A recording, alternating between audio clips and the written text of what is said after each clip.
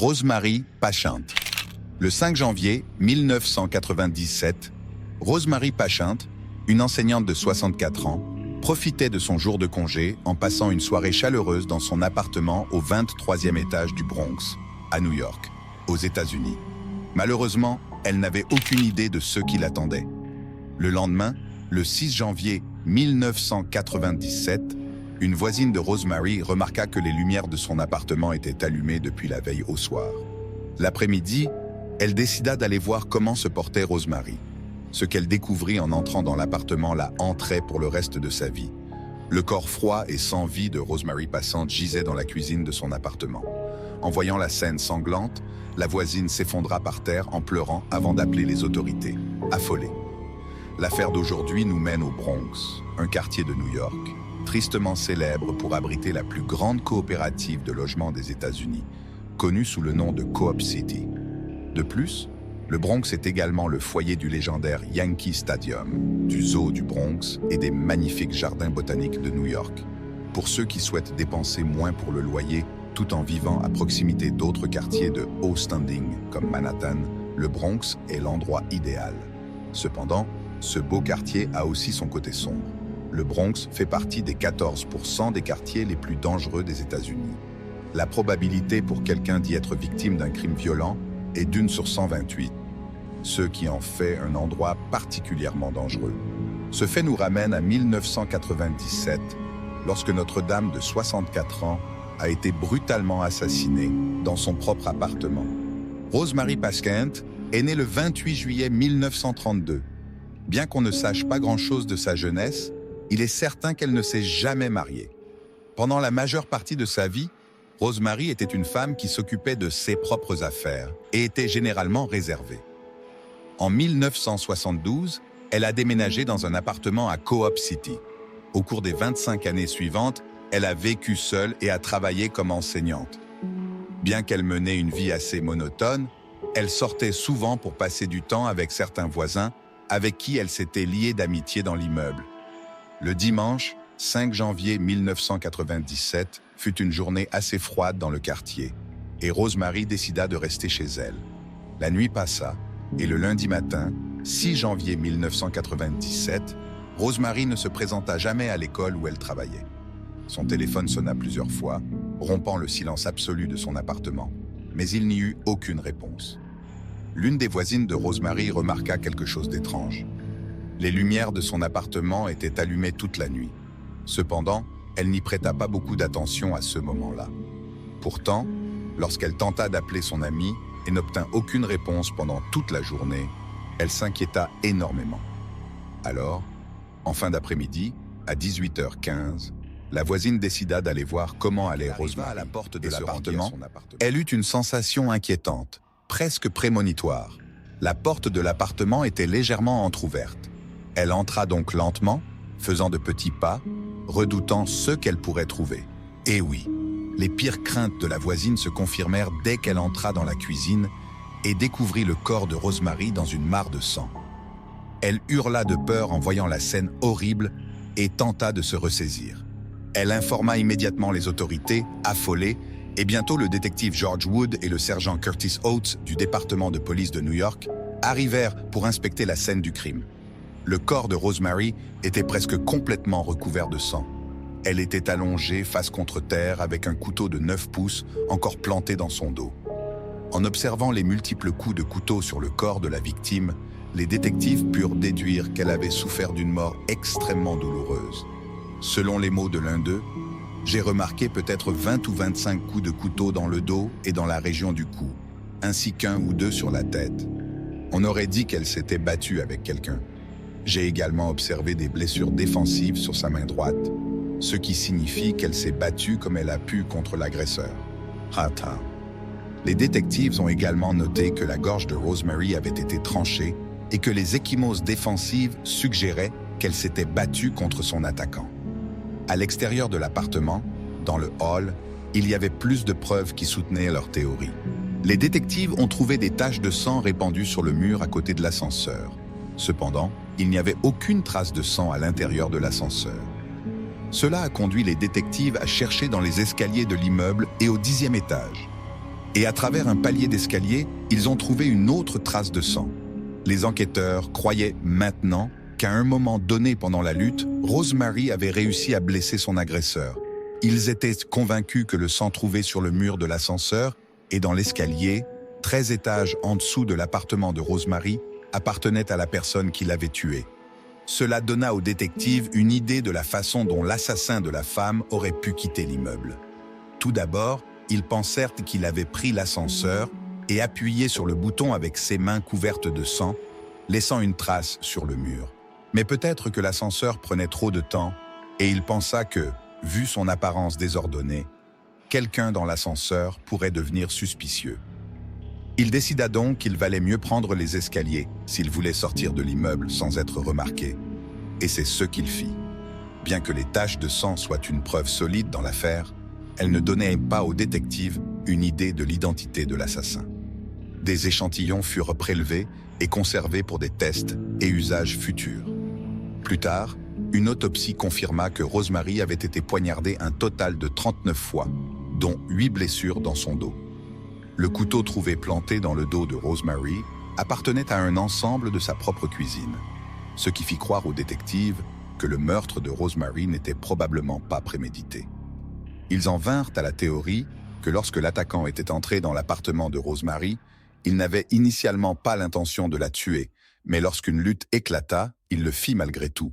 Et étant donné que certains objets manquèrent dans l'appartement, il semblait que le volume était le motif derrière ce tragique. Des funérailles furent organisées pour Rosemary au cimetière de Granby, dans le comté de Hartford, au Connecticut, aux États-Unis. Essieux proches se rassemblèrent pour lui rendre hommage et elle fut enterrée. Des semaines et des mois passèrent, mais il n'y eut aucun progrès dans l'affaire, même avec des preuves accablantes et des théories convaincantes. Les détectives eurent du mal à trouver des pistes à suivre. Bientôt, le département de police détourna son attention vers une nouvelle série de meurtres à New York et l'affaire de Rosemary fut classée. Plus de 2 ans après, en mai 1999, le détective Kevin Lawler du NYPD fut affecté à l'unité des affaires non résolues et on lui remit l'affaire de Rosemary. En examinant le dossier de l'affaire de Rosemary, il eut une idée de la façon dont il allait procéder avec l'affaire. J'ai demandé que le sang récupéré sur la scène du crime soit saisi dans le système CODIS pour le comparer avec tout échantillon de sang ou toute personne connue qui aurait été arrêtée et aurait fourni ces échantillons d'ADN. Avec l'aide du détective Mark Tibbins, le détective Lawler fit réexaminer les échantillons de sang trouvés sur le mur de l'ascenseur et dans l'escalier. Le département de criminalistique réussit à développer un profil ADN du meurtrier de Rosemary. Et celui-ci fut enregistré dans le système de l'indice combiné de l'ADN, ou simplement CODIS, qui est une base de données nationale de profil ADN. Tout ce que les détectives avaient à faire maintenant, c'était attendre et espérer une correspondance. Après encore 2 ans, le 20 août 2001, le détective Lawler reçut un appel du laboratoire criminel du NYPD concernant l'affaire Rosemary. On m'a informé qu'une correspondance avait été trouvée entre le sang récupéré sur la scène du crime et un individu nommé Charlotte Jones. Enfin, une correspondance avait été trouvée via CODIS, et l'individu fut identifié comme étant Charlotte Jones, 28 ans. Le détective Lawler attendait désespérément cet appel, et maintenant qu'il avait l'information dont il avait besoin, il ne perdit pas de temps à enquêter plus en profondeur sur le lien génétique. Pour s'assurer de ne rien laisser passer, il réalisa une vérification des antécédents de Jones et découvrit des informations intrigantes. J'ai fait une vérification de 16 antécédents et découvert son casier judiciaire, qui était long. J'ai également découvert qu'il venait d'être libéré de prison pour un volume antérieur au cours duquel il avait agressé sa victime. Ça n'était pas lié au meurtre de Rosemary.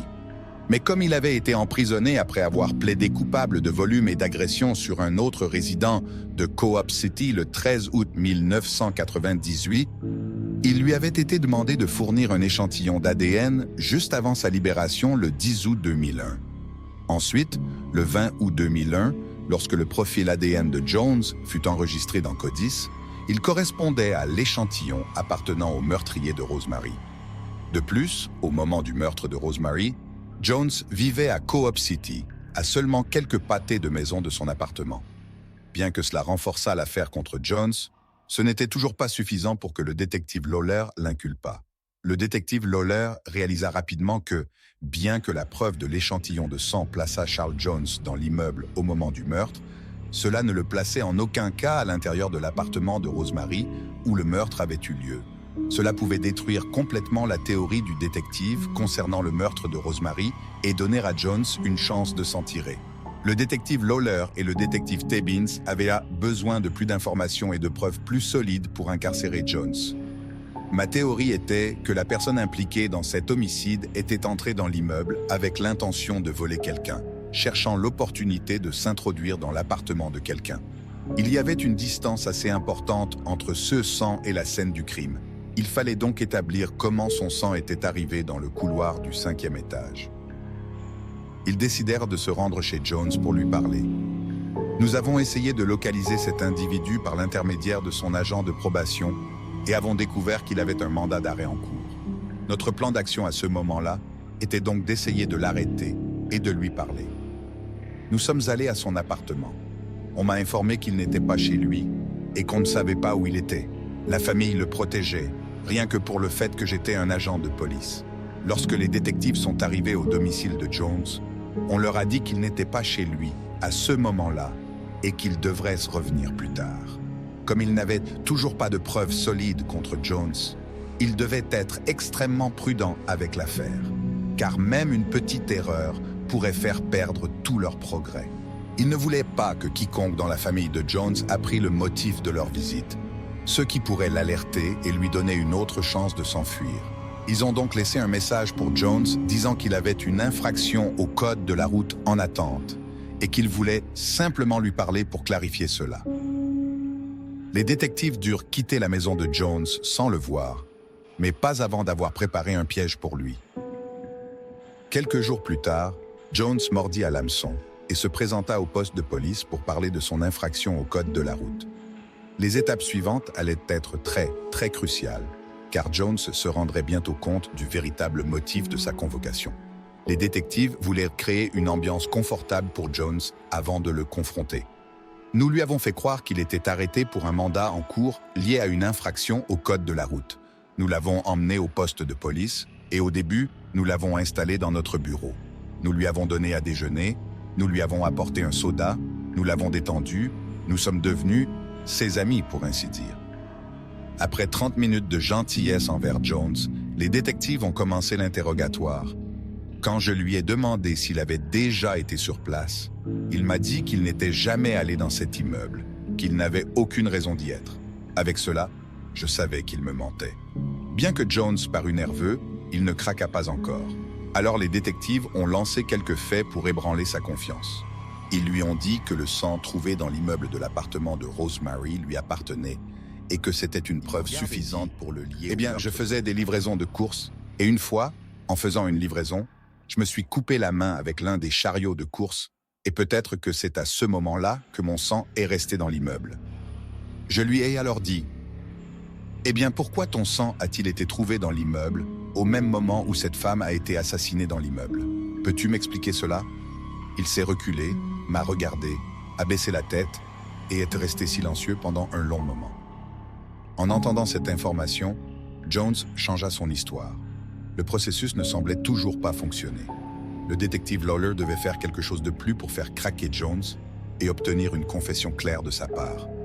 Il s'approcha de son bureau, prit une enveloppe, en sortit une pile de photos et les posa sur la table devant Jones. Les photos montraient le corps de Rosemary, froid et inerte, allongé sur le sol de sa cuisine. Le détective Lawler pensait que cela pourrait amener Jones à admettre sa culpabilité, mais il se trompait. Il n'a pas regardé les photos immédiatement. Il gardait simplement la tête baissée, regardant le sol. Ensuite, il a levé les yeux et a commencé à regarder les photos que je lui montrais de la victime, qui n'étaient pas agréables. Puis je lui ai dit « Eh bien, tu sais quoi? Je vais t'inculper pour cet homicide. » Il ne m'a donné aucune réponse. L'interrogatoire continua pendant encore 8 heures et ne se termina que lorsque Jones céda finalement, décida de confesser le meurtre et accepta un accord pour plaider coupable, demandant 8 ans de prison. Il s'est reculé, a commencé à regarder les photos à nouveau et a dit « Eh bien, tu dois me garantir que je peux obtenir 8 ans. » Jones voulait dire qu'il ne purgerait que 8 ans de prison en échange d'une confession complète du meurtre. Je lui ai dit que je ne pouvais pas garantir qu'il obtiendrait 8 ans. Je lui ai dit, je parlerai au procureur du district. Tout ce que toi et ton avocat acceptez avec le bureau du procureur du district est hors de mes mains. Sur ce, M. Jones décida de me raconter toute l'histoire. À ce stade, Jones avait compris qu'il n'y avait pas d'échappatoire à ce pétrin. D'une manière ou d'une autre, il devait céder et payer pour ses actes. Heureusement, Jones fit le choix judicieux. Au lieu de contester les accusations portées contre lui, il donna au détective Lawler une confession complète, espérant que cela l'aiderait lors de sa condamnation. Elle a ouvert la porte de son côté, m'a vu et a pris peur. J'essaye de lui dire que je lui livre ses courses. Elle a attrapé un couteau et je l'ai poignardé en essayant de le lui enlever. Selon Jones, tout l'incident était un simple malentendu. Il insistait sur le fait que Rosemary l'avait attaqué en premier et qu'il n'avait agi qu'en légitime défense. En gros, il chassait au hasard. C'était une victime d'opportunité.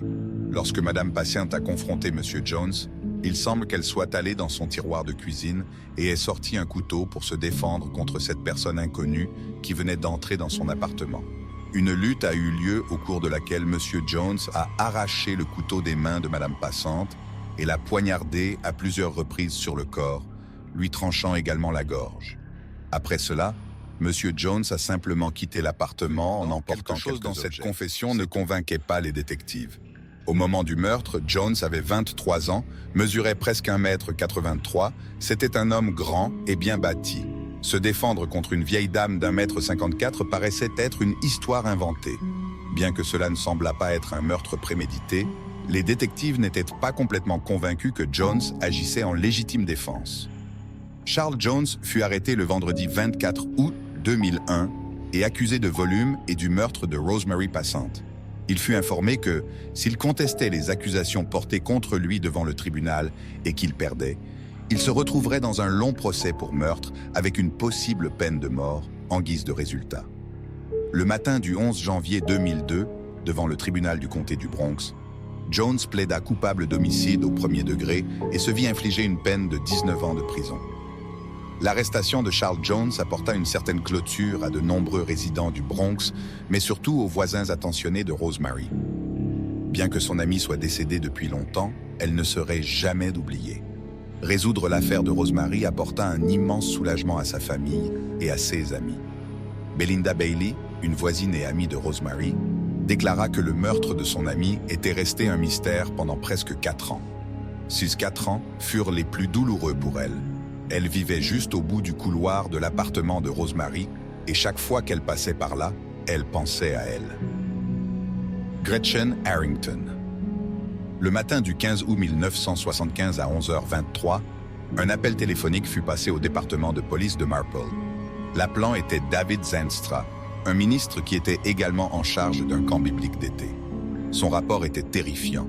Une fillette de 8 ans nommée Gretchen Harrington avait disparu. Gretchen était sortie de chez elle dans le comté de Delaware, en Pennsylvanie, dans l'intention de marcher jusqu'au camp, qui se trouvait à moins de 800 mètres de là. La recherche frénétique de Gretchen fut immédiatement lancée, mais elle ne donna aucun résultat. 2 mois plus tard, le 14 octobre 1975, les restes squelettiques de Gretchen furent découverts dans le parc d'État de Ridley Creek, à proximité. Malgré cette révélation choquante, le crime resta non résolu, laissant la communauté perplexe et inquiète. L'affaire d'aujourd'hui nous conduit à la municipalité de Marple, située dans le comté de Delaware, en Pennsylvanie, aux États-Unis. Selon les données de 2015, elle comptait plus de 23 000 habitants. La municipalité de Marple abrite plusieurs attractions intéressantes, notamment les terrains de Broomall et les jardins de Marple. Marple est un endroit relativement sûr pour vivre, avec un taux de criminalité inférieur à la moyenne nationale. Son indice de criminalité de 0,17 en fait l'une des villes les plus sûres de Pennsylvanie. C'est ici que l'histoire de Gretchen Harrington commence. Le 13 juin 1967, Gretchen Eleanor Harrington naquit de Harold Boyd Harrington et Enna Harrington. À ce moment-là, son père Harold travaillait comme ministre dans une église presbytérienne. J'ai grandi ici et elle vivait au bas de la colline, l'église. Son père était pasteur là-bas. Jacqueline Morgan a des souvenirs troublants d'une affaire qui a choqué le comté de Delaware pendant 48 ans. D'autres ont également immédiatement rappelé août 1975 et la disparition de Gretchen Harrington, âgée de 8 ans. Des centaines de personnes l'ont cherchée peu après sa disparition de chez elle sur Lawrence Road. Vous souvenez-vous si c'était un moment effrayant où les gens... Oui. Les gens avaient vraiment peur de laisser leurs enfants sortir. En plus de ses parents, Gretchen avait 2 sœurs aînées nommées Zoe et Harriet. La famille de Gretchen la décrivait comme une personne qui rayonnait de bonté et avait une nature douce et gentille. En 1975, à l'âge de 8 ans, Gretchen fréquentait la 2e année de l'école chrétienne du comté de Delaware, à Newtown Square. Tout semblait bien aller pour Gretchen et sa famille, jusqu'à ce qu'un événement tragique vienne bouleverser leur vie. Le matin du 15 août 1975, Gretchen quitta la maison pour assister à un programme de camp biblique d'été. Ce camp avait 2 emplacements. Le premier était la chapelle de l'église réformée chrétienne de Trinity, où un homme nommé David Zanstra était pasteur. Le second emplacement était l'église presbytérienne réformée, où le père de Gretchen, Harold, était le pasteur. Les activités du camp biblique avaient lieu le matin dans la première église, puis David transportait les enfants à la seconde église. Les familles Harrington et Zanstra se connaissaient bien, car elles vivaient à proximité l'une de l'autre et les 2 pères travaillaient comme pasteurs, tandis que les 2 mères jouaient le rôle traditionnel de l'épouse du pasteur. En fait, l'une des filles de Zanstra était la meilleure amie de Gretchen. Le trajet de Gretchen. Ce jour-là fut inhabituel. Habituellement, elle se rendait au programme de camp biblique d'été avec ses 2 sœurs, Zoé, 12 ans, et Harriet, 11 ans. C'était une partie de leur routine quotidienne. Cependant, ce jour-là, sa mère Anna venait d'accoucher d'une petite fille nommée Jessica et la ramenait à la maison. Zoé et Harriet décidèrent de rester et d'attendre. Harold, le père de Gretchen, l'encouragea à aller au programme de camp biblique d'été pour maintenir son record de présence parfait.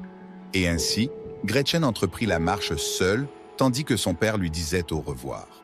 Il était un peu plus de 9 heures du matin lorsqu'elle commença sa promenade en montée vers Trinity. Harold l'observait attentivement, tandis qu'elle avançait sur Lawrence Road, sans savoir qu'une fois hors de vue, ce serait la dernière fois qu'il verrait sa fille vivante.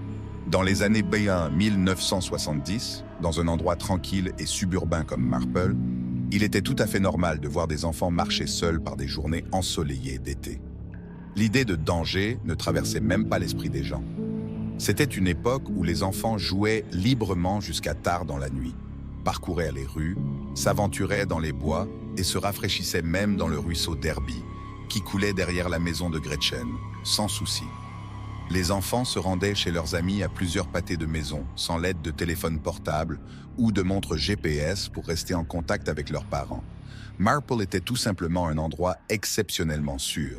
C'est pourquoi de nombreuses personnes de Philadelphie avaient décidé de s'y installer dans les années 1960. Gretchen devait être à la chapelle de l'église réformée chrétienne de Trinity à 9h30, mais elle n'arriva pas comme prévu. Le premier indice que quelque chose n'allait pas fut lorsque Harold remarqua son absence vers 11h. Un groupe d'amis de Gretchen était arrivé à la porte principale de la résidence pour la chercher. Inquiet et incapable de trouver Gretchen dans les classes ou à proximité, Harold agit immédiatement. Il appela la chapelle de l'église réformée chrétienne de Trinity et parla à Maggie Zanstra, l'épouse de David, dans une tentative de déterminer où se trouvait sa fille. Cependant, on lui dit qu'il ne l'avait pas vue. Après cela, le département de police du township de Marple fut contacté et Gretchen fut officiellement signalée disparue. La disparition de Gretchen ébranla Broomall et la municipalité de Marple.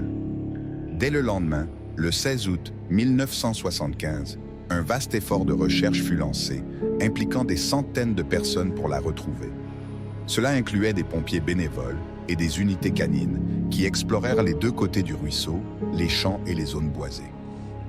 Un hélicoptère de la police de l'État de Pennsylvanie scanna continuellement la région depuis les airs. Cependant, le 17 août 1975, seulement 2 jours après sa disparition, la police dut annuler la recherche à grande échelle en raison du manque d'informations. Le chef de la police, Daniel Hennessy, admis ouvertement à un journal local qu'il n'avait aucune piste sur son sort. Cette situation plongea toute la ville dans un état de panique, ébranlant profondément le sentiment de sécurité de la communauté. Vous souvenez-vous si c'était un moment effrayant où les gens... Oui. Les amis et la famille commencèrent à distribuer des tracts aux automobilistes qui passaient dans la région. Ces tracts montraient la photo scolaire la plus récente de Gretchen, où elle arborait un sourire enfantin joyeux malgré une dent manquante. Le manque d'informations entraîna une augmentation des spéculations et de nombreuses questions sans réponse. Est-ce qu'elle s'est enfuie? S'est-elle accidentellement noyée dans le ruisseau? Un inconnu l'a-t-il enlevée ou était-ce quelqu'un qu'elle connaissait? Le mystère entourant la disparition de Gretchen laissait tout le monde profondément préoccupé et perplexe. Dans les jours qui suivirent la disparition de Gretchen, la police travailla à recueillir des informations et à comprendre les événements entourant sa disparition. L'une des entrevues clés eut lieu le 19 août lorsqu'ils parlèrent avec David. Au cours de cette conversation, David révéla qu'il avait effectivement transporté un groupe d'enfants à l'église le jour de la disparition de Gretchen. Cependant, il affirma ne pas l'avoir vue ce jour-là. Alors qu'août se transformait en septembre, les sœurs de Gretchen, Zoe et Harriet Harrington, retournèrent à l'école chrétienne du comté de Delaware.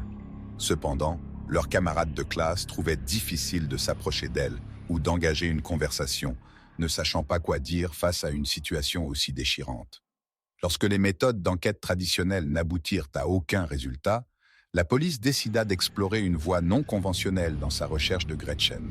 Ils sollicitèrent l'aide d'une médium nommée Judith Richardson Ames, connue pour avoir utilisé ses capacités psychiques pour aider les forces de l'ordre à résoudre près de 100 affaires criminelles, en particulier celles impliquant des enfants disparus. En septembre 1975, Judith s'assit avec les officiers de police et fit une prédiction qu'elle espérait elle-même incorrecte. Selon ses perceptions psychiques, elle croyait que Gretchen était morte.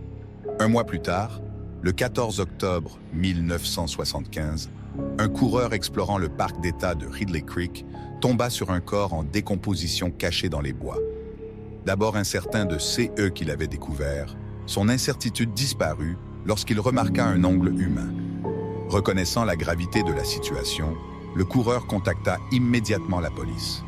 Les parents de Gretchen examinèrent les vêtements distinctifs découverts près des restes et confirmèrent qu'ils appartenaient à leur fille. Par la suite, le médecin légiste lia le corps à Gretchen en utilisant des dossiers dentaires. La conclusion tragique fut que la mort de Gretchen résultait d'un homicide. L'examen médico-légal révéla que le crâne avait subi de multiples fractures, indiquant une agression sévère. Bien que la police soupçonna initialement des abus sexuels, l'autopsie ne révéla aucune preuve concrète. En 1975, quelques jours seulement après la découverte du corps de Gretchen, son père, Harold, se tint au pupitre et prononça un sermon profondément émouvant.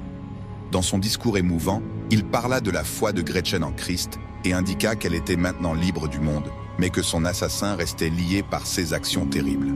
Les funérailles de Gretchen furent un événement sombre, et David présida la cérémonie pour la fillette de 8 ans. Après la cérémonie, elle fut enterrée au cimetière de Meridian Line, situé à Johannesburg, dans le Michigan, aux États-Unis.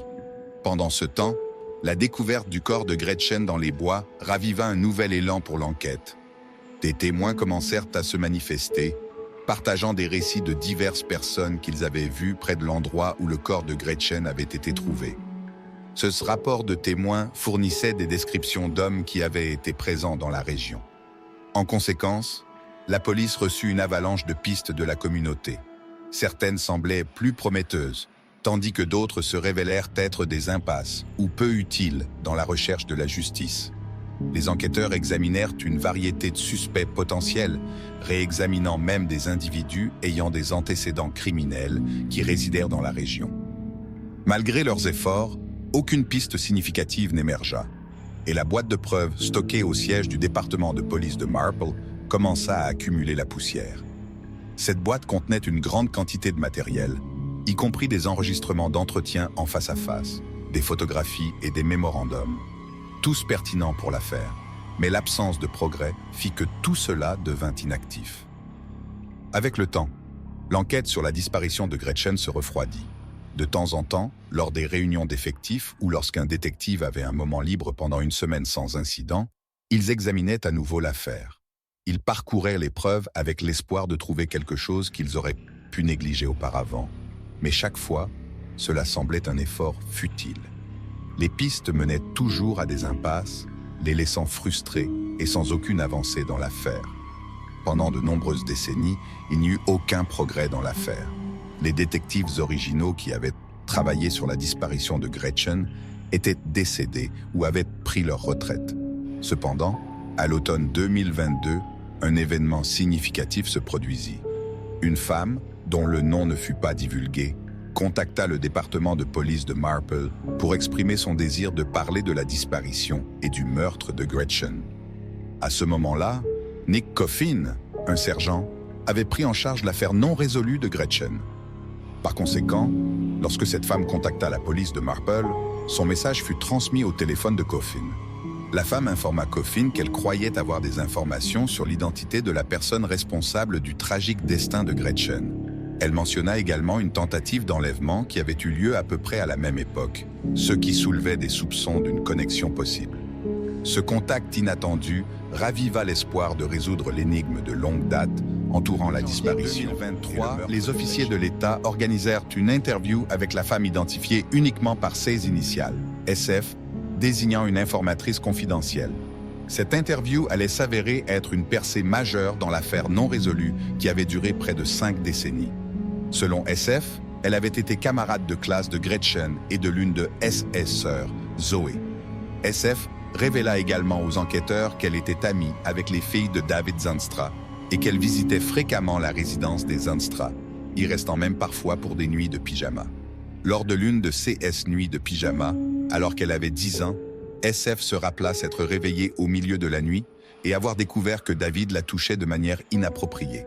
Effrayée par ce comportement perturbant, elle changea de position, ce qui amena David à quitter précipitamment la pièce.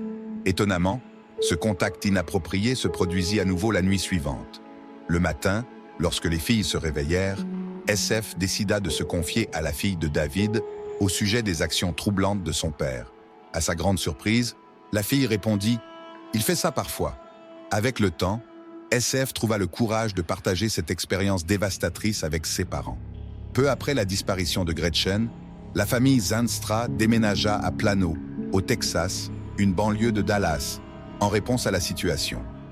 Lors de son interview, SF partagea également avec la police de l'État des informations concernant une autre fille de son quartier, une fille nommée Holly, qu'elle considérait comme une amie.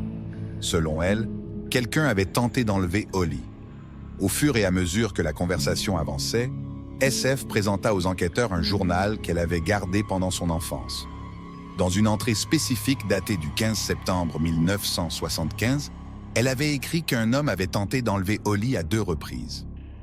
Dans le journal, elle exprimait ses soupçons selon lesquels cet homme, qu'elle appelait Monsieur Z, pourrait être responsable de l'enlèvement de Gretchen.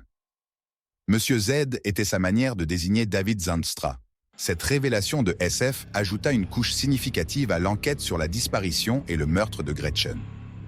L'entretien avec SF et son entrée dans le journal motivèrent les enquêteurs à localiser David, alors âgé de 83 ans, qui résidait désormais à Marietta, située au nord-ouest d'Atlanta, en Géorgie.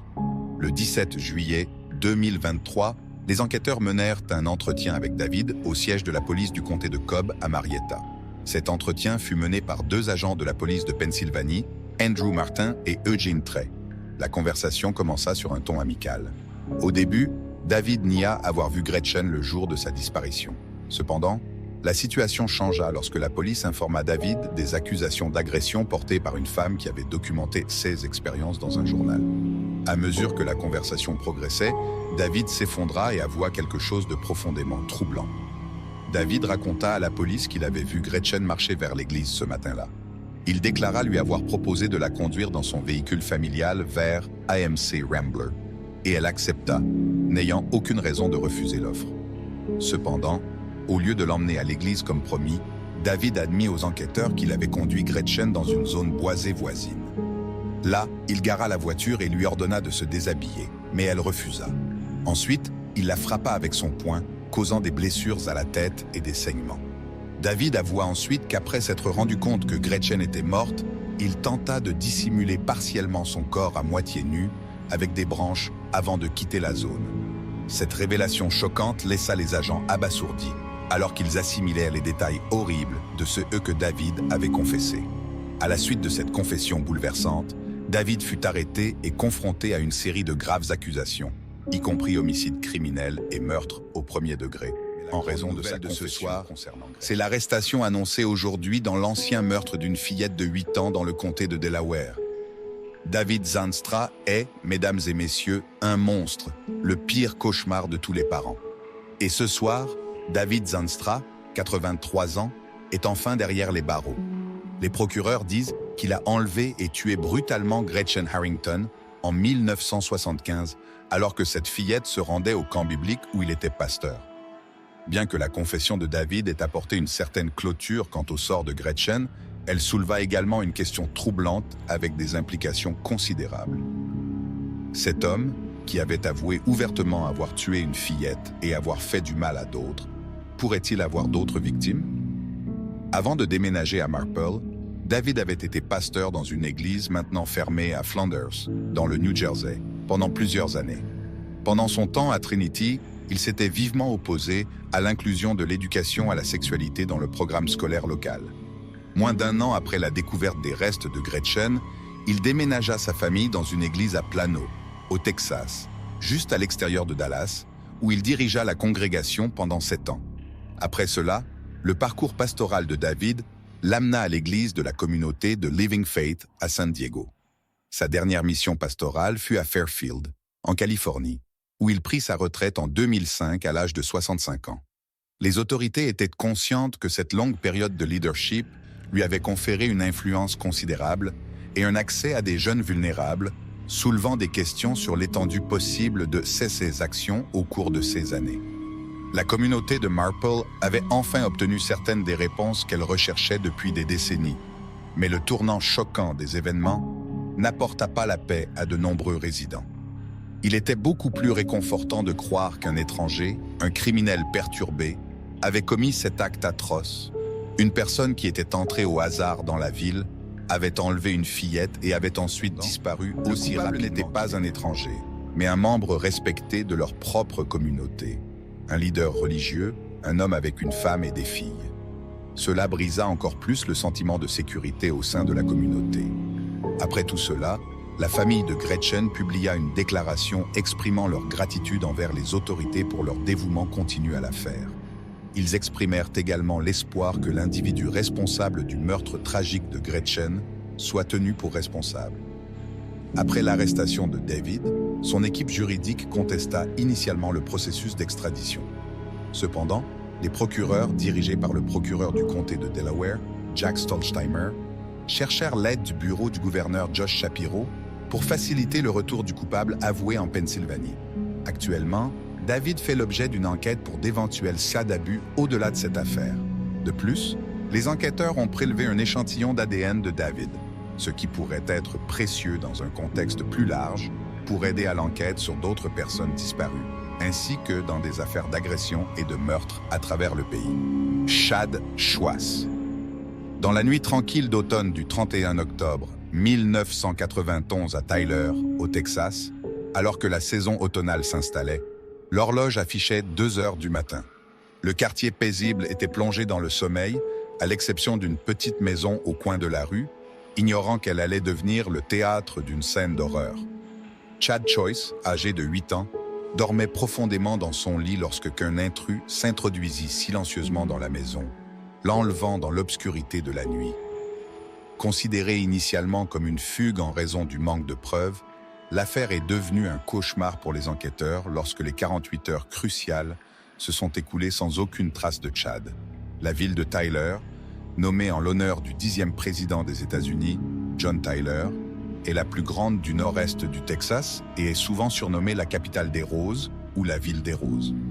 Tyler a acquis cette réputation grâce à sa longue histoire dans la production, la culture et la transformation des roses.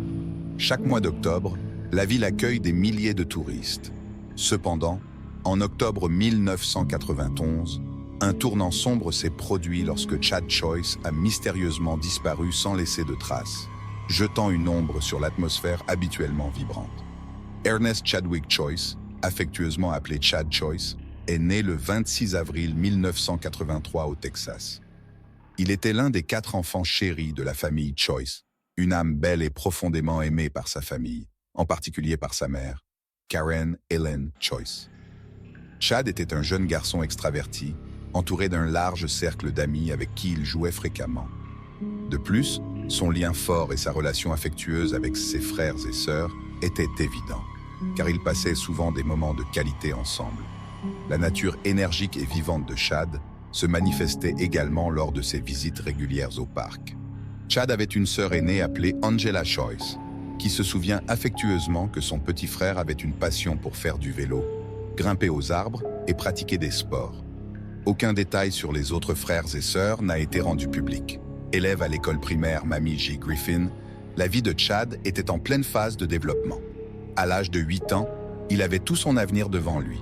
Cependant, le destin prend souvent des tournures inattendues et, tragiquement, le destin de Chad était déjà scellé. La routine quotidienne de la famille Choice a été bouleversée le matin du 31 octobre 1991. Ce jour-là, c'était mon anniversaire et je me préparais pour aller à l'église, prenant mon café et lisant comme je le faisais toujours. J'ai décidé de ne pas réveiller les enfants. Ce matin fatidique, la mère de Chad, Karen, s'est levée tôt et est allée à l'église sans réveiller ses enfants, les laissant dormir. Cependant, quelques minutes après le début de son service à l'église, Karen a reçu un appel. Elle m'a demandé si Chad était avec moi. J'ai répondu que non, que je l'avais laissé à la maison. Elle a dit « Eh bien, nous avons cherché partout et nous ne le trouvons pas. » Karen est rentrée en courant chez elle et a commencé à chercher Chad dans le voisinage. Elle a demandé de l'aide à ses voisins. Mais malgré les efforts collectifs et une recherche exhaustive, Chad semblait avoir disparu sans laisser de traces. C'était comme s'il s'était évaporé dans l'air. Nous regardions en l'air pour voir s'il nous faisait une blague, et nous avons marché autour de la maison en regardant vers les arbres pour voir s'il y était, mais en même temps, il y avait quelque chose qui continuait de me trotter dans la tête. J'avais simplement ce sentiment que quelque chose n'allait pas. C'était maintenant au tour de la police d'enquêter sur l'affaire. Karen a appelé le 911 à la station de police de Tyler, où le sergent Bill a répondu et est arrivé chez elle peu après l'appel. Lors de son inspection initiale, il a cherché des signes d'effraction, mais il n'y avait aucune indication d'entrée forcée. De plus, il n'y avait aucun signe de lutte à l'intérieur de la maison. La première chose qu'il a remarqué, c'est qu'il n'y avait aucun signe d'entrée forcée. Sur la base de l'enquête initiale, le sergent a commencé à envisager la possibilité que Chad ait pu fuguer de chez lui. Nous n'avons vu aucun signe d'effraction, aucune trace de sang, aucun signe de pillage, des choses qui seraient indicatives d'une scène de crime. Cependant, Karen croyait fermement que son fils avait été enlevé, et à mesure que le soleil se couchait et que la journée se transformait en une nuit froide, sa tension s'est transformée en peur. La peur a commencé à s'installer, et vous vous demandez ce qui se passe, avec qui il est, car je savais qu'il faisait déjà sombre et qu'il était prêt à rentrer à la maison. À cela s'ajoutait la peur que les 48 heures cruciales s'étaient écoulées sans aucun signe de lui. Ce n'est pas toujours le cas dans toutes les affaires, mais si vous n'êtes pas en train de résoudre quelque chose dans les 48 heures, ce sera difficile à résoudre. Plus tard, lors de l'interview, la sœur aînée de Chad, Angela Choice, a fourni une information cruciale au détective. Ses clés de maison avaient disparu la veille, et elle se souvenait clairement les avoir laissées près de la porte arrière de sa résidence. Cette révélation a soulevé des questions supplémentaires qui suggéraient la possibilité d'un enlèvement planifié ou de quelque chose de plus perturbant. 2 jours après la disparition de Chad, une note de rançon a été découverte dans l'entreprise de l'oncle de Chad, Greg Sterling. À ce moment-là, nos espoirs que Chad soit encore en vie étaient minces. Nous n'avions vraiment aucune idée en tête qu'il était encore en vie, donc une autre demande semblait très étrange. Cela a rapidement conduit l'enquête à se concentrer sur un scénario d'enlèvement.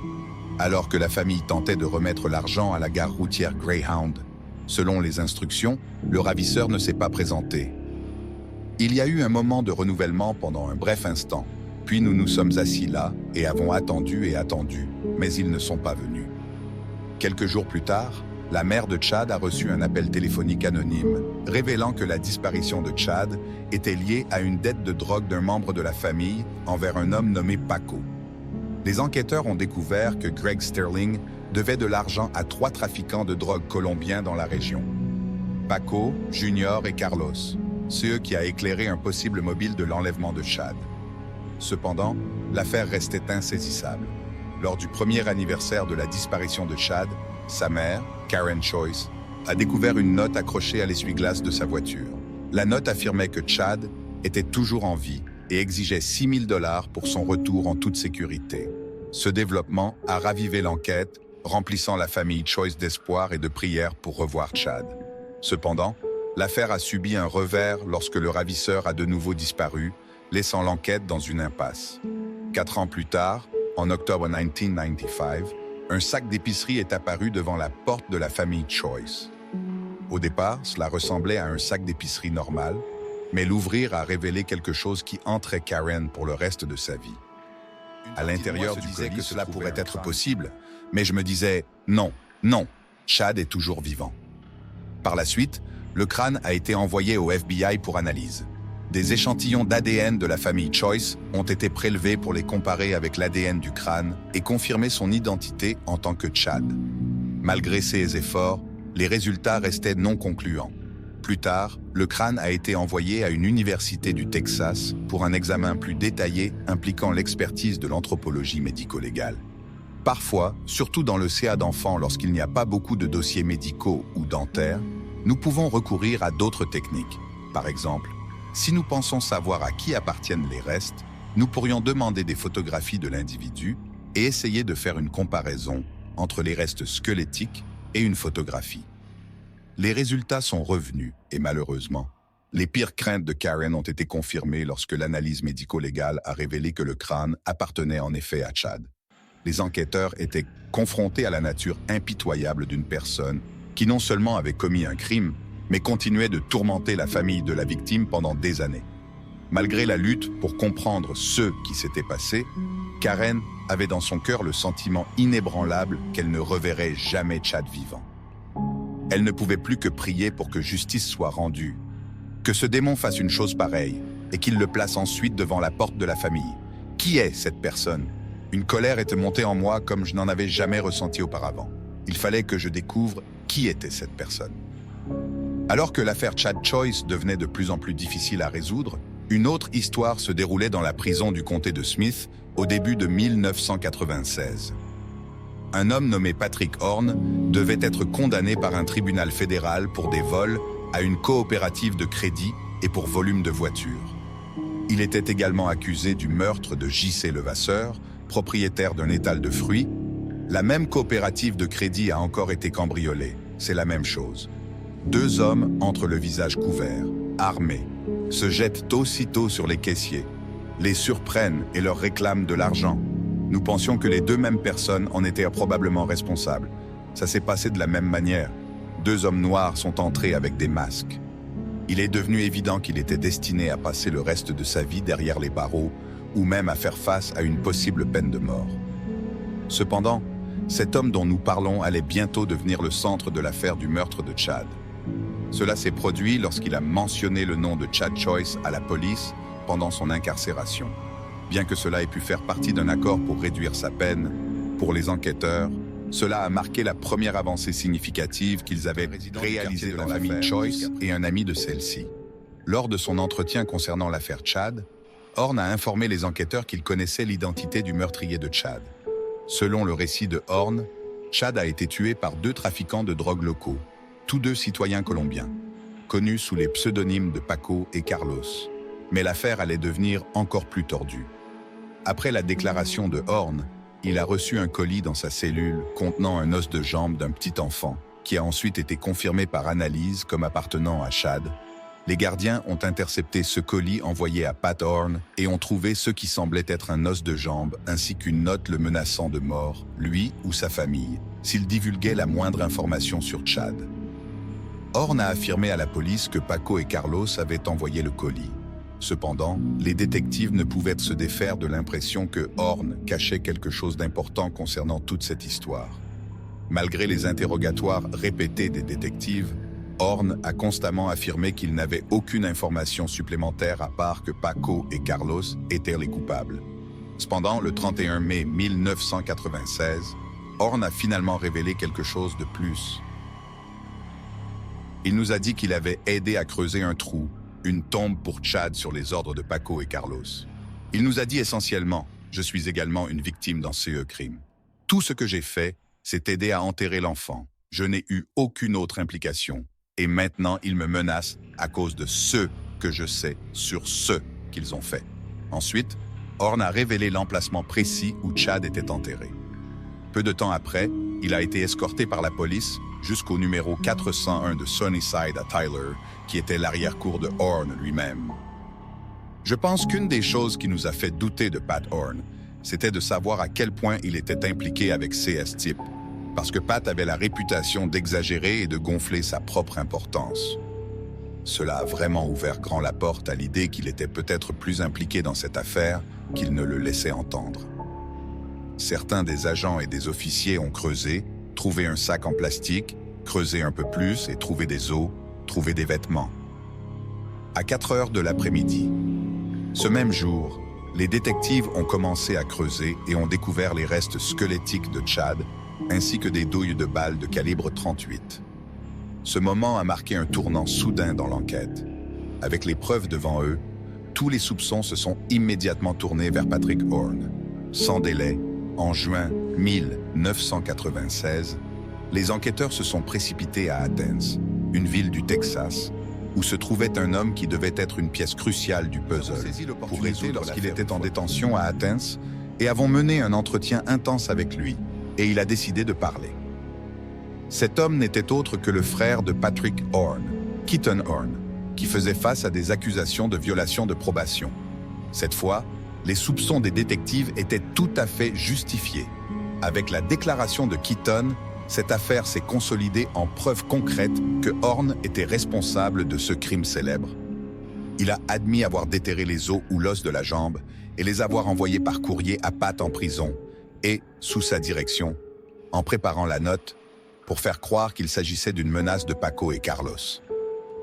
Ce que Keaton a fait, c'était de nous montrer que Paco et Carlos ne s'étaient pas manifestés pour menacer Pat, mais que Pat s'était essentiellement adressé à lui-même pour faire croire qu'il était menacé, ce qui a été une avancée très importante dans l'affaire.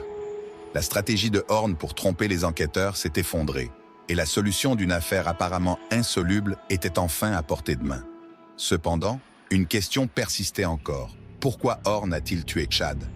L'ambition de Pat était de devenir un gangster, un criminel, et Pat est une de ces personnes qui, je crois, si elles ne sont pas reconnues par quelqu'un d'autre, s'assureront que quelqu'un reconnaisse ce qu'elles ont fait.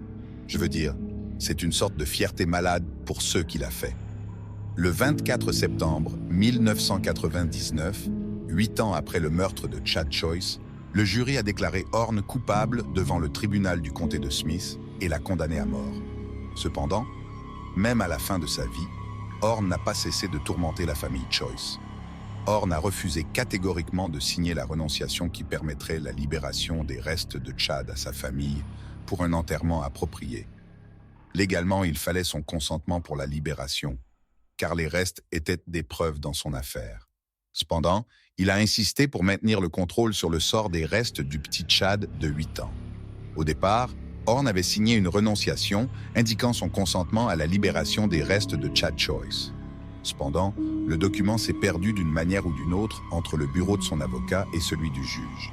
La juge du district, Diane DeVasto, a annoncé lors d'une audience en décembre 1999 qu'elle ordonnerait la libération de 30 éléments, y compris le crâne de Chad et d'autres os, à sa famille pour l'enterrement, à condition que Horn signe une autre renonciation. L'avocat de Horn, Tony Wilkinson de Greenville, a envoyé le document à Horn via Federal Express, anticipant son retour signé en une journée. Cependant, un mois s'est écoulé sans aucune réponse de Horn. Il n'a répondu à aucune des lettres de son avocat et a ignoré les messages envoyés via les responsables de la prison fédérale d'Atlanta. Le procureur adjoint, Ed Marty, a déclaré que si les restes étaient remis sans la renonciation, ils pourraient devoir être exhumés à un moment donné dans le futur. On ne sait pas quand il a signé la renonciation. Je t'ai toujours accueilli chez moi, je t'ai nourri, j'ai prié pour toi. Qu'en est-il de Chad? Veux-tu voir une photo pour te le rappeler? Tu ne veux pas voir sa photo? J'ai besoin de savoir, Pat. Et qu'en est-il de la vie de Chad? Personne ne lui a donné ce choix. Tu parles comme si tu étais un dur à cuire. Bon sang, tu t'es engagé dans cette affaire quand tu as emmené son fils. Tu n'aurais pas dû prendre son fils, bon sang. Je n'ai pris aucun corps, bon sang. Bon sang, il t'a traité comme un membre de la famille, Pat. Aide-la, bouge-toi et aide-la. Aide-la simplement. Pat, je dois savoir. Pat, Pat, Pat, Pat, Pat. Allez tous vous faire foutre, bordel. Pat, s'il te plaît. S'il te plaît, Pat. Pat, je dois savoir. Pat. Horn avait 17 ans lorsqu'il a commis le meurtre de Chad. Selon une décision de la Cour suprême des États-Unis, toute personne âgée de moins de 18 ans ne peut pas être exécutée. Donc sa condamnation a été commuée en réclusion à perpétuité.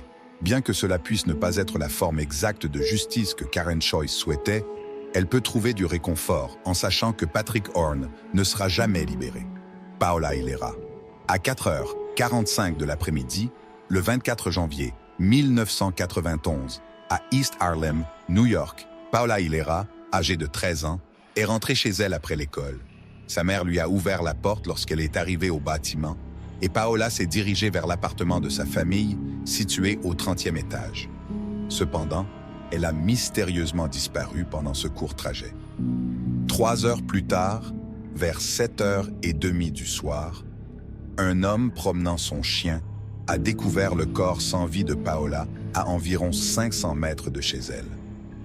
Alors que le soleil se couchait en ce jour tragique, le quartier restait hanté par des questions inquiétantes. Qu'est-il arrivé à Paola et qui pourrait être derrière sa disparition et sa mort? Paola et sa famille faisaient partie de la communauté d'East Harlem, également connue sous le nom de El Barrio, située au cœur de Manhattan, New York. Cet endroit riche culturellement est célèbre pour son mélange dynamique de traditions, d'art et d'esprit communautaire. East Harlem abrite une population diversifiée avec une forte influence hispanique et latino, comme en témoignent ses festivals animés, ses restaurants et ses fresques colorées qui ornent ses rues.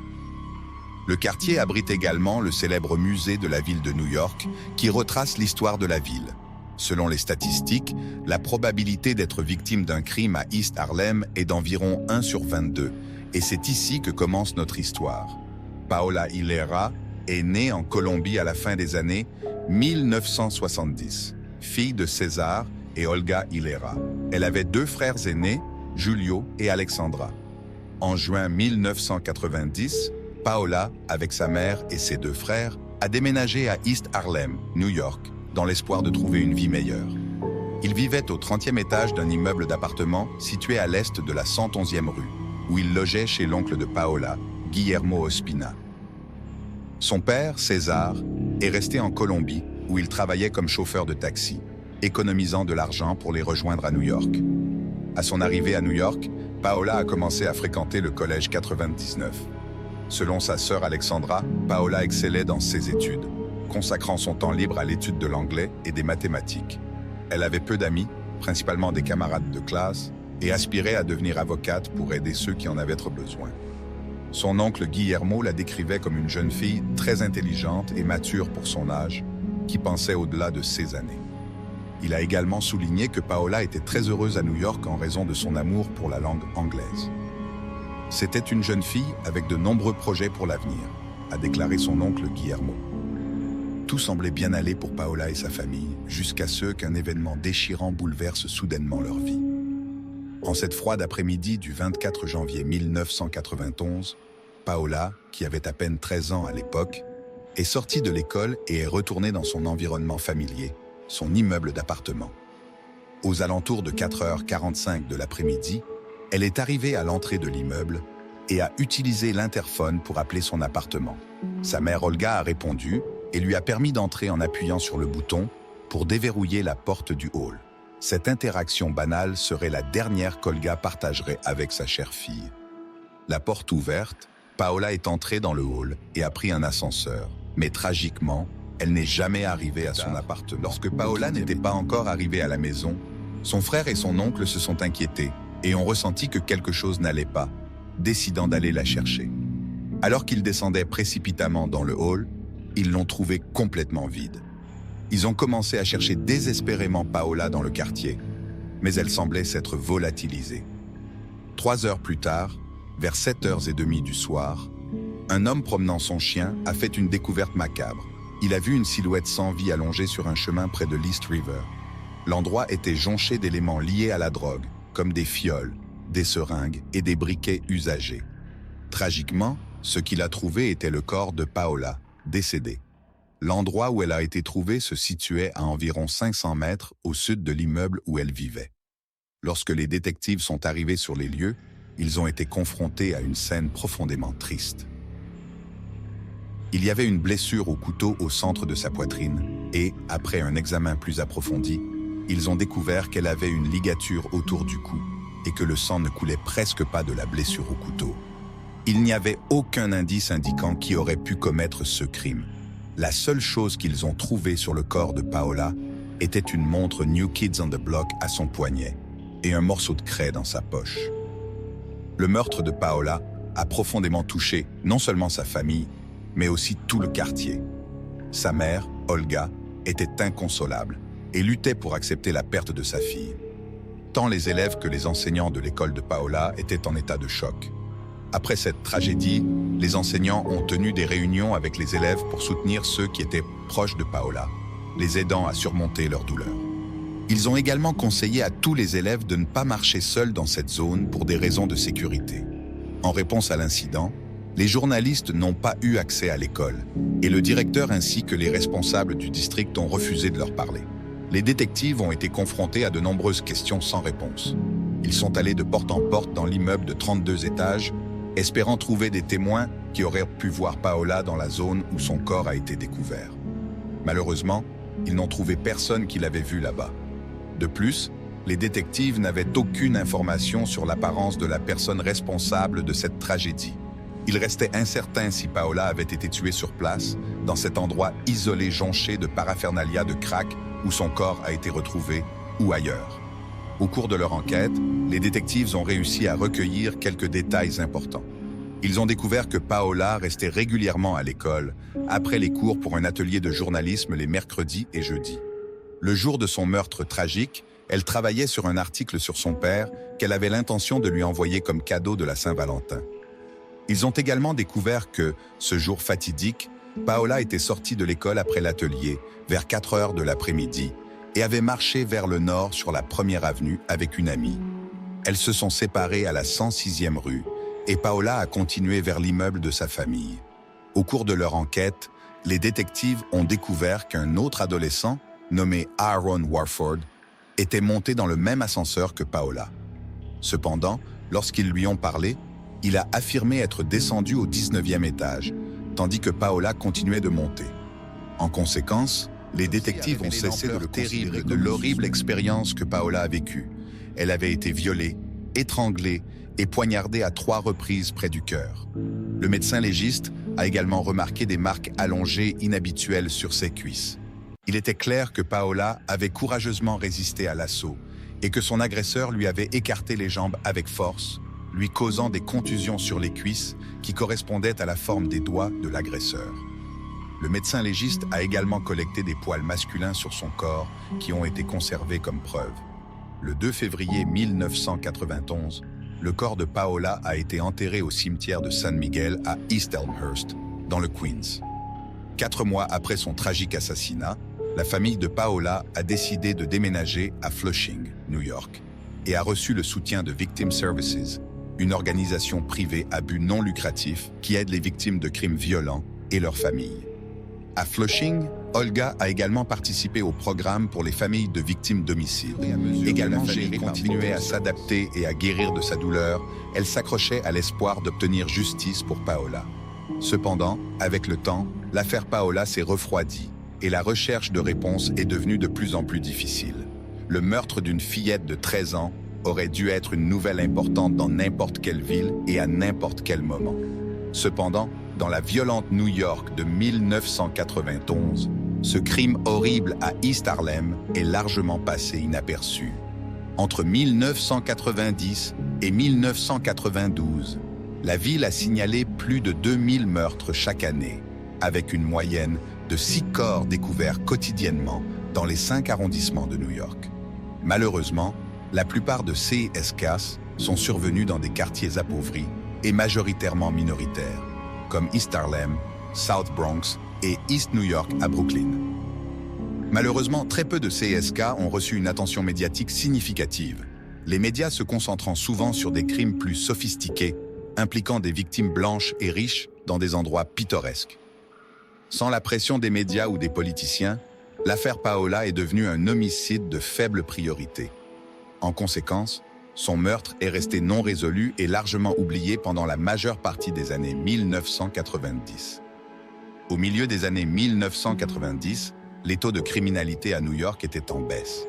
Cependant, dans les projets de logement d'East Harlem, une tendance inquiétante persistait.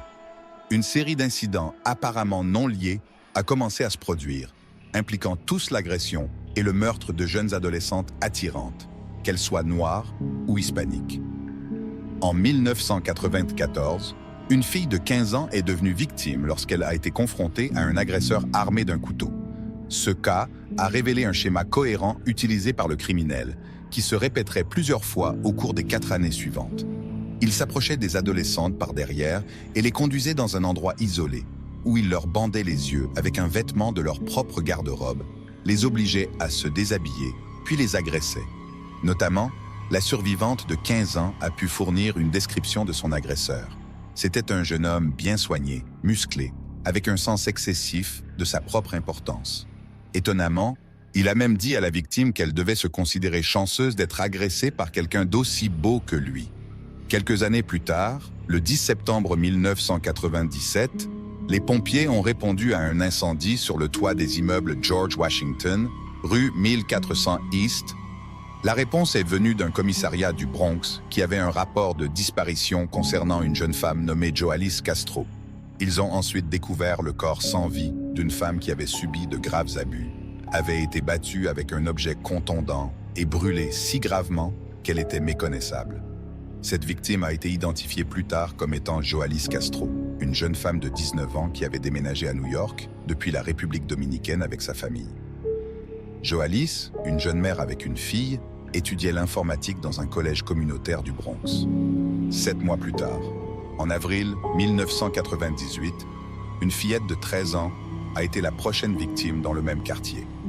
Heureusement, cette jeune victime a réussi à s'échapper vivante. 2 mois plus tard, le 2 juin 1998, Rashida Washington, 17 ans, a eu une fin tragique. Elle a été retrouvée dans une cage d'escalier au 15e étage d'un projet de logement rue 112 East. Après avoir été volée, nous n'étions pas sûrs de ce qui lui était exactement arrivé. Nous l'avons trouvée morte à notre arrivée. Elle était nue sous la chemise qui la couvrait, presque comme un linceul. Il semblait qu'on l'avait posée sur son visage et le haut de son corps, mais elle était nue en dessous, sans soutien-gorge ni chemise. Son corps sans vie, avec le torse nu couvert d'une chemise, avait été placé en position assise contre le mur.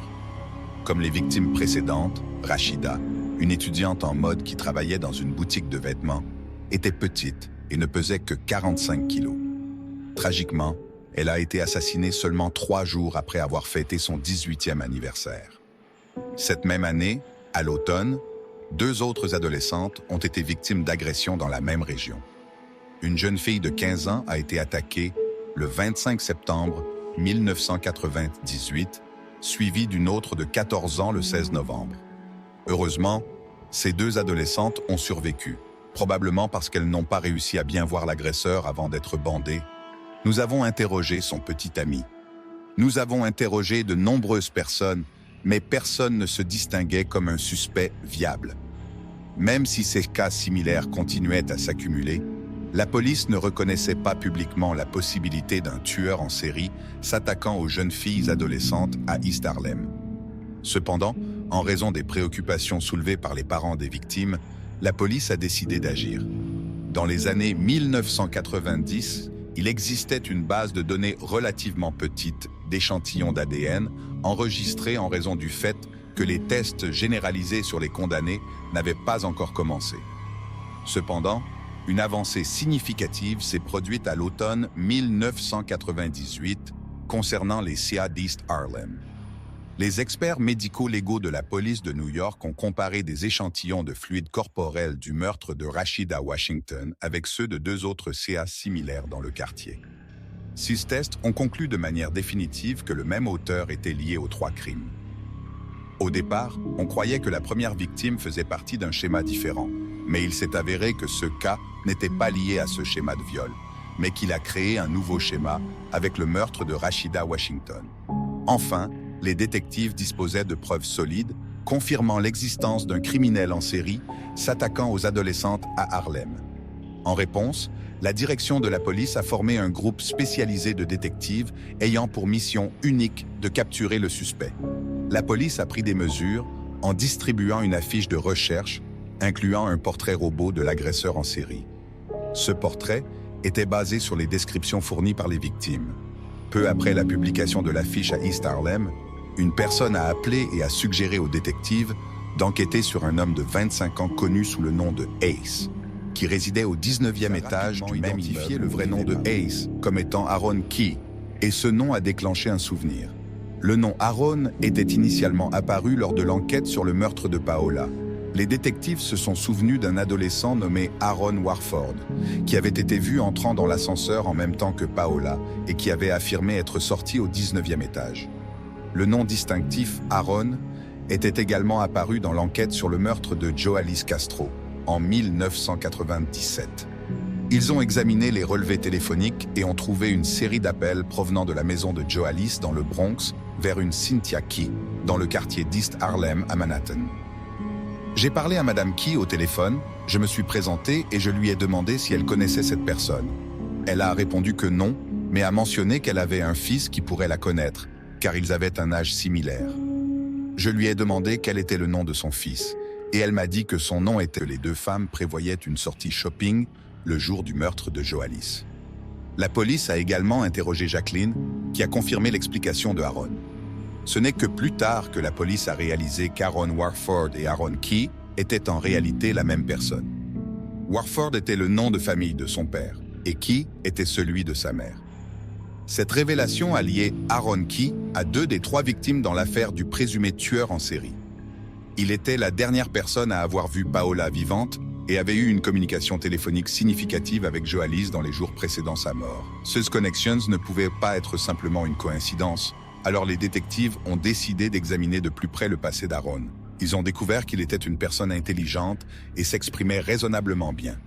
Né le 18 septembre 1973, il avait passé la majeure partie de son enfance Paola en 1991. Il vivait avec des parents dans le même immeuble qu'elle. Aaron était connu comme une personne charmante, avec des compétences en informatique. Il affirmait être impliqué dans la production de musique rap, bien qu'il y ait peu de preuves pour soutenir cette affirmation. Physiquement, il mesurait seulement 1,72 m et était assez beau. Son casier judiciaire montrait seulement une arrestation pour volume en 1990 et il avait passé peu ou pas de temps en prison. Cependant, les voisins avaient une perspective différente d'Aaron.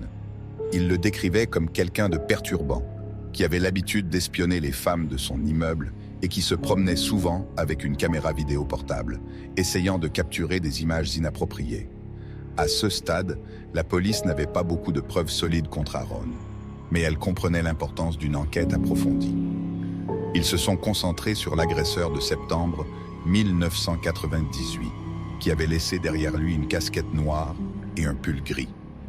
Les détectives ont décidé d'examiner de plus près ses vêtements à la recherche d'indices.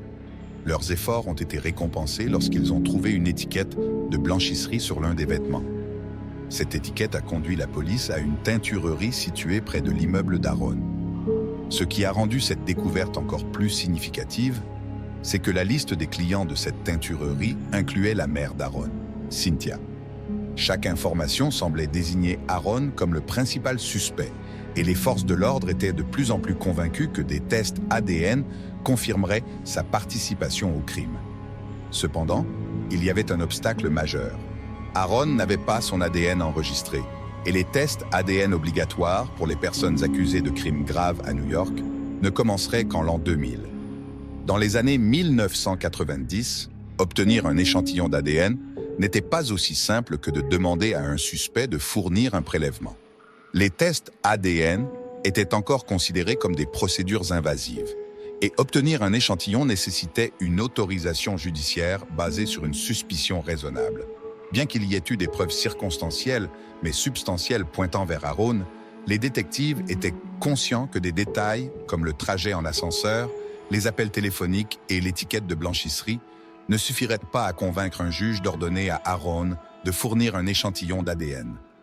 En conséquence, la police a dû recourir à un plan alternatif. Leur approche initiale consistait à suivre Aaron Key dans l'espoir qu'il laisse, sans le savoir, un échantillon de sa salive, en crachant ou en jetant un chewing-gum. Cependant, cette tactique s'est rapidement révélée inefficace. Le 8 février 1999, les détectives ont enfin eu une opportunité lorsque Aaron a été arrêté pour sa participation au volume d'un disque dur d'ordinateur. Comme il n'y avait pas de loi exigeant des tests ADN pour les personnes arrêtées à New York à cette époque, la police a dû recourir à une petite ruse pour tenter d'obtenir un échantillon d'ADN. Ils ont élaboré un plan dans lequel une détective s'est déguisée en médecin, portant une blouse blanche d'hôpital, et s'est approchée d'Aaron pour lui demander de fournir un échantillon de salive pour ce qu'elle a décrit comme un test de routine. Elle lui a remis des documents en espérant qu'il signe un formulaire de consentement. Cependant, Aaron, étant méfiant, a pris le temps de lire le document. Lorsqu'il a remarqué une ligne mentionnant l'analyse ADN, il a refusé de coopérer. Il a affirmé qu'il était un témoin de Jéhovah pratiquant et que sa foi lui interdisait de participer à toute forme de traitement médical. Aaron s'est rendu compte de ce que la police recherchait et a décidé ce soir-là, il a déchiré son gobelet en papier en morceaux et l'a jeté dans les toilettes. Pour embrouiller encore plus les enquêteurs, il a échangé son gobelet avec celui de son compagnon de cellule. Cependant, la police avait une longueur d'avance. Peu après l'arrestation d'Aaron, il avait été placé dans une cellule partagée avec plusieurs hommes. Pendant son séjour, les assistants leur avaient fourni des gobelets d'eau. Les détectives ont réussi à trouver ces gobelets dans une poubelle et les ont envoyés pour des tests ADN. En seulement quelques jours, les résultats ont confirmé qu'un échantillon prélevé sur le bord de l'un des gobelets trouvé dans la cellule correspondait à l'ADN du délinquant d'East Harlem. Lorsque les résultats des tests ADN ont été prêts le 12 février 1999, Aaron avait déjà été libéré sans caution, car il ne faisait face qu'à une accusation mineure. Pendant ce temps, le département de police de New York a offert une récompense de 11 000 $ pour toute information pouvant mener à son arrestation.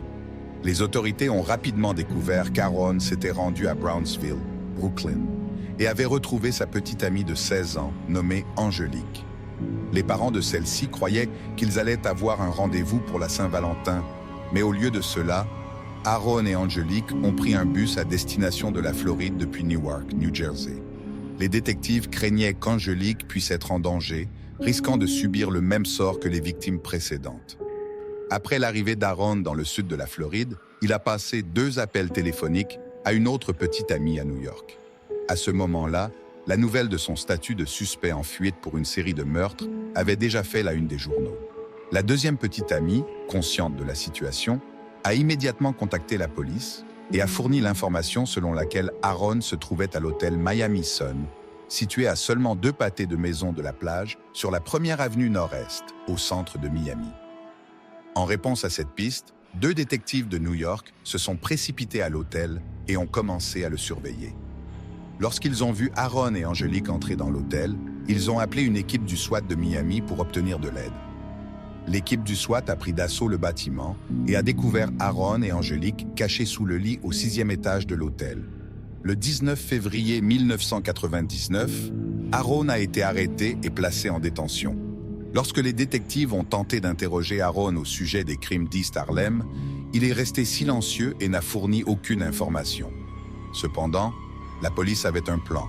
Ils ont observé et écouté derrière un miroir sans teint, tandis qu'ils permettaient à Angélique d'entrer dans la salle d'interrogatoire. Aaron et Angélique pensaient avoir un moment privé pour se dire au revoir.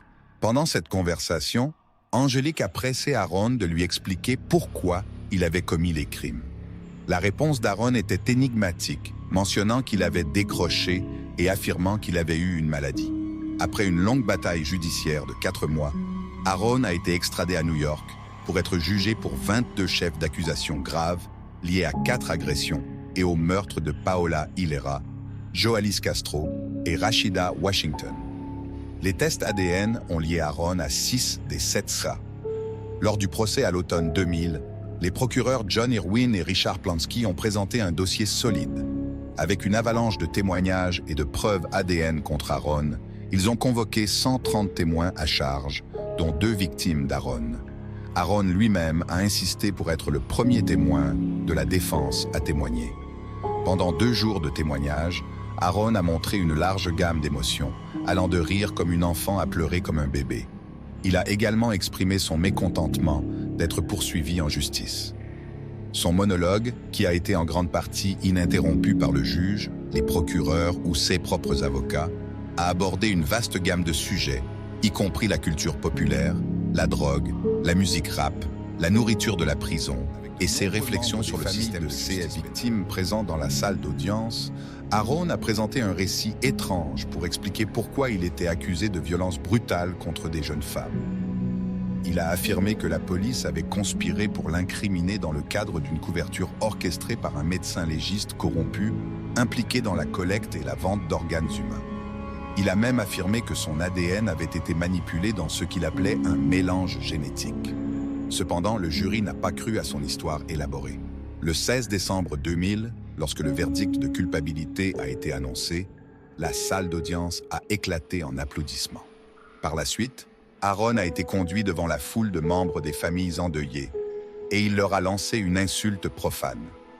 Lors de la sentence, 1 mois plus tard, en janvier 2001, les familles des victimes d'Aaron ont eu l'occasion de s'adresser directement à lui.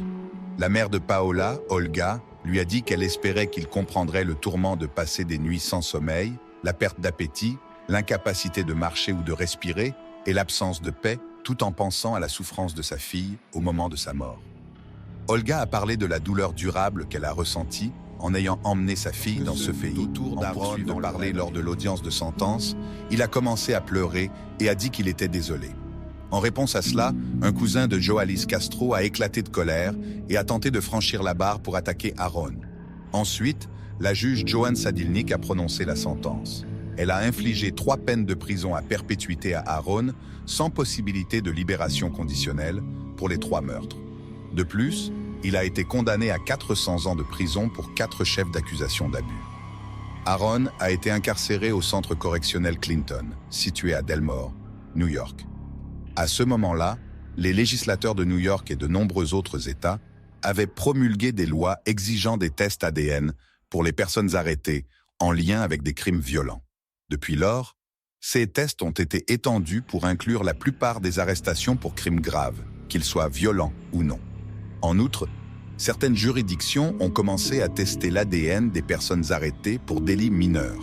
Pour Olga, l'agonie de perdre Paola reste aussi intense qu'auparavant. Elle comprend trop bien que la douleur causée par la perte soudaine et injustifiée d'un être cher ne disparaît pas avec le temps, surtout lorsque tant de questions restent sans réponse. Tim Hack. Le 9 août 1980, les amoureux du lycée, Tim Hack et Kelly Drew, tous 2 âgés de 19 ans, ont disparu après avoir assisté à une réception de mariage à la Concord House à Concord, dans le Wisconsin. Dans les jours qui ont suivi, les enquêteurs ont trouvé quelques indices sur la localisation du couple éparpillé dans la ville de Concord. Un pantalon, la voiture de Tim avec son portefeuille à l'intérieur, quelques cordes et un sous-vêtement féminin. Ces indices ont conduit à une découverte macabre. 2 mois plus tard, les corps de Tim et Kelly ont été retrouvés brutalement violés et laissés pourrir dans un champ. Près de 3 décennies plus tard, les avancées de la technologie de l'ADN, combinées à un témoin improbable et à la recherche infatigable de la vérité par un enquêteur, ont conduit à l'identification du coupable, un homme si discret que même ses voisins n'avaient aucune idée qu'il abritait des secrets aussi sombres. L'histoire d'aujourd'hui nous emmène à Concord, dans le Wisconsin, un petit village du comté de Jefferson, dans le Wisconsin, avec une population de peu plus de 2000 habitants. Ce village tranquille est doté de nombreux parcs et espaces naturels, ce qui en fait un endroit idéal pour les amoureux de la nature. Des activités comme la randonnée, le vélo, la pêche et le camping un taux de criminalité violente d'environ 7%, soit environ un tiers de la moyenne nationale américaine de 22,7%. Dans les années 1980, lorsque les événements principaux de l'histoire d'aujourd'hui se déroulent, Concorde était le genre d'endroit où les gens ne fermaient jamais leurs portes à clé et où les voisins prenaient soin les uns des autres. C'était donc le genre d'endroit où Tim Hack et Kelly Drew, un couple de lycéens de 19 ans, pensaient pouvoir se marier, s'installer dans une ferme, élever leurs enfants et vieillir ensemble. En 1980, Tim Hack et Kelly Drew étaient un couple de lycéens de 19 ans, fiancés pour se marier. Bien que Tim vivait avec sa famille à Hebron, un petit village du comté de Jefferson, et que Kelly vivait avec sa famille à Fort Atkinson, également dans le comté de Jefferson, le couple s'était rencontré pour la première fois lorsqu'il fréquentait le lycée de Fort Atkinson. Kelly était une jeune femme belle et gentille, passionnée par la cosmétologie, tandis que Tim était un garçon fort et travailleur, fermier de profession. Tous deux étaient aimés de leurs amis et de leur famille pour leur nature bienveillante. En tant que couple, Tim et Kelly étaient considérés comme des modèles pour les autres jeunes. Après le lycée, Tim a commencé sa carrière en tant que fermier, et son meilleur ami était un tracteur surnommé The Lonesome Loser. Pendant ce temps, Kelly est allée à l'école de beauté et a obtenu son diplôme en 1980 avec l'espoir de devenir coiffeuse et esthéticienne. Le 9 août 1980, Tim et Kelly ont assisté à une réception de mariage à la Concord House, dans le Wisconsin. Le couple avait prévu de retrouver des amis et d'aller ensuite à une foire après la réception, mais ils ne sont jamais apparus. La dernière fois que quelqu'un les a vus vivants, c'était vers 11 heures du soir, le 9 août 1980, lorsqu'ils ont quitté la réception.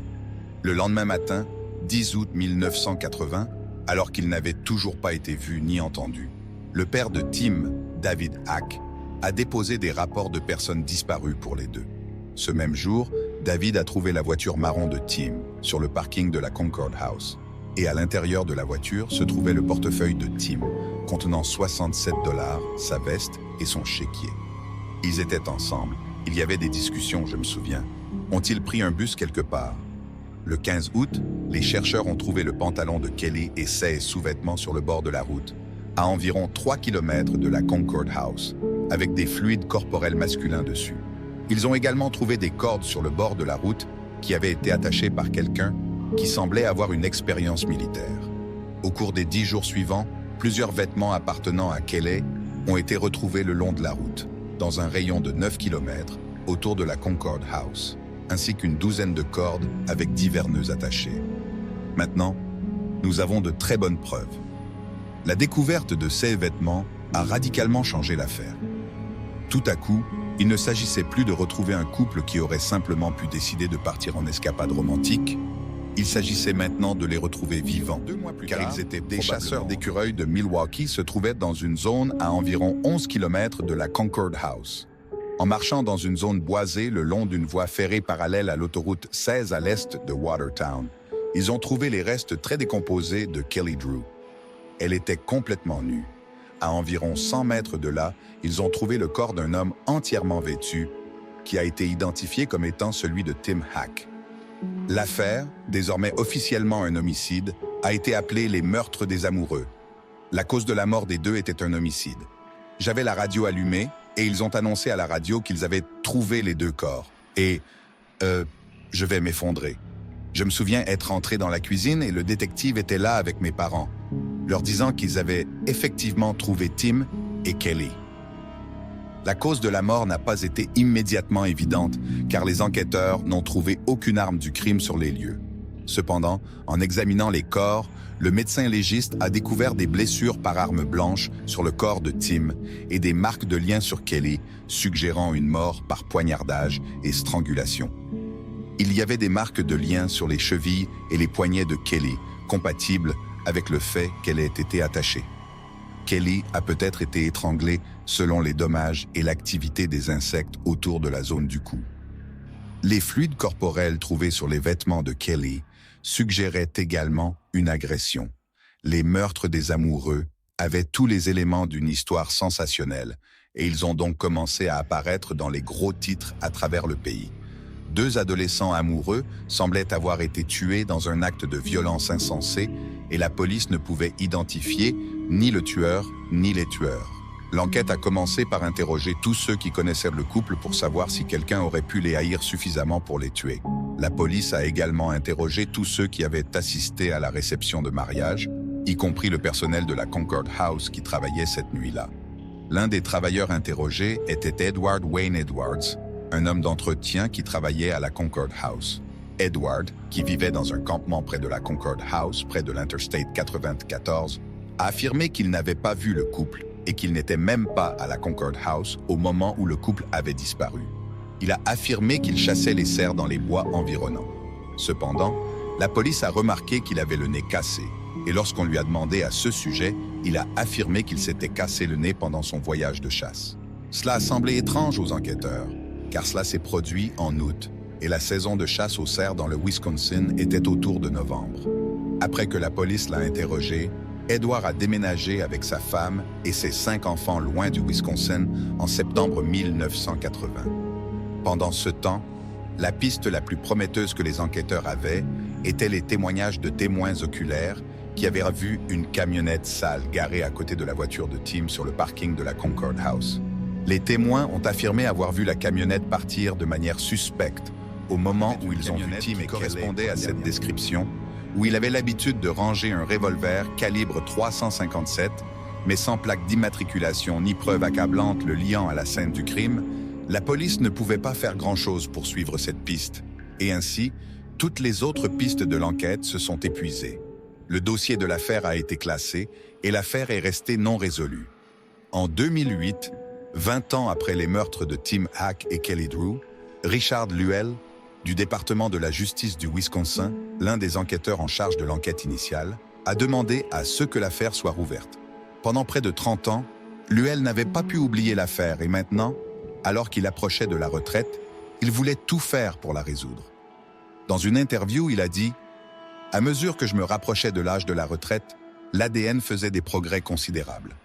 Il se sentait plus sûr de lui pour aller de l'avant avec l'affaire grâce aux avancées technologiques et scientifiques des dernières décennies. Sa nouvelle confiance se reflétait dans la façon dont il abordait l'affaire avec vigueur. Luell avait le sentiment que la police avait déjà interrogé le tueur dans les premières étapes de l'enquête et que le nom de la personne figurerait dans le dossier. Il devait simplement le trouver. Après 2 mois à examiner les dossiers, les déclarations de témoins et les enregistrements d'interviews, un nom a retenu l'attention de Luell, Edward Wayne Edwards. Non seulement Edward avait l'opportunité et les moyens de commettre les crimes, mais le fait qu'il ait déménagé toute sa famille du Wisconsin peu après avoir été interrogé par la police soulevait des soupçons. Luell et une équipe d'enquêteurs sur les affaires non résolues ont décidé de suivre leur intuition selon laquelle Edward était le tueur potentiel. Lorsqu'ils ont interrogé les voisins d'Edward, lorsqu'il vivait à Concord, dans le Wisconsin, ils ont découvert qu'il était une personne très difficile à côtoyer. Il avait un mauvais tempérament et était volatile. Un homme agité qui frappait souvent sa femme et ses enfants sans raison. Il disait qu'il était fondamentalement un monstre. Son fils John Edwards, qui avait 37 ans en 2008, l'a décrit comme un homme troublé, en disant « Je ne pense pas qu'il savait comment contrôler ses émotions. Il y avait une sorte de rage en lui. » En avril 2009, April Balacio, la fille d'Edward, a contacté les autorités avec des informations troublantes. Elle prétendait savoir des choses sur l'affaire non résolue du meurtre de Tim Hack et Kelly Drew, qui selon elle pouvaient aider les enquêteurs à résoudre l'affaire. Cependant, ces informations impliquaient l'un des hommes les plus proches de sa vie, son père, Edward Wayne Edwards, un ancien marine avec un long passé criminel. April était une enfant curieuse en grandissant, et la vie inhabituelle de son père était le puzzle le plus fascinant pour elle. Tout au long de sa vie, elle avait des questions sur la façon dont vivait son père et sur la raison pour laquelle la famille devait déménager si souvent. Un jour, alors qu'elle était adulte, elle a trouvé un article de presse sur les meurtres non résolus de Tim Hack et Kelly Drew, et elle s'est rappelé qu'ils avaient déménagé de Concord, dans le Wisconsin, à cette époque-là. Le puzzle commençait à s'emboîter et elle savait simplement qu'elle devait contacter les autorités. Edward Wayne Edwards est né à Akron, dans l'Ohio, en 1933, Il a perdu ses parents à un jeune âge et a dû vivre dans un orphelinat dirigé par des religieuses. Le temps qu'Edward a passé à l'orphelinat a été marqué par des abus physiques et émotionnels, ce qui l'a finalement transformé en un adolescent turbulent et rebelle. Il a eu plusieurs démêlés avec la police pour des délits mineurs, tels que le volume à l'étalage et l'effraction. Et à 17 ans, il purgeait déjà une peine dans un centre de détention. Alors qu'Edward avait 18 ans, il a été libéré du centre de détention pour mineurs à condition de rejoindre les Marines des États-Unis. Mais après seulement quelques mois en tant que Marine, Edward a disparu et a été renvoyé avec des honneurs. Il n'était pas prêt à laisser derrière lui sa vie de délinquant, car Edward s'est vite retrouvé à nouveau en prison pour volume.